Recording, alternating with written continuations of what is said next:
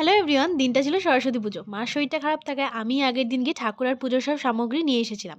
তারপর পুজোর দিন যথারীতি সকালে উঠে স্নান-টান করে মা আর আমি পুজোর কাজ করে নিচ্ছিলাম তাড়াতাড়ি করে।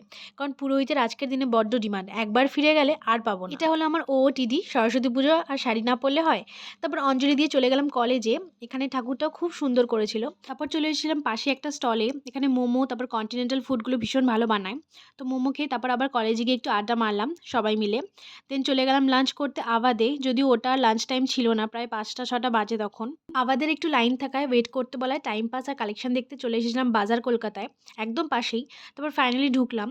আবাদ রেস্টুরেন্টের ফুডগুলো পুরোপুরি লখনৌই ঘরানা স্টাইল, যেটা ওদের মেনু কার্ড দেখলেই বুঝতে পারবে। আর রেস্টুরেন্টের ভিতরের অ্যাম্বিয়েন্সটা ছিল ভীষণ সুন্দর। আমরা অর্ডার করেছিলাম বাটার নান, মুর্গ নুরজাহানি, যেটা ক্যাশিউ, আমন্ড, কাসুরি মেথি দিয়ে একটা ক্রিমি গ্রেভি প্রিপারেশন চিকেনের। আর করেছিলাম আবাদি দম ঘোস্ট হান্ডি বিরিয়ানি। সবকটা ফুড আইটেমই দুর্দান্ত ছিল। আর ওদের আরেকটা স্পেশালিটি হলো ওরা কাঁসার ডিশে সার্ভ করে, বাট সেদিন অকেশন বলে অনেকটাই ভিড় ছিল, তাই করা হচ্ছিল না।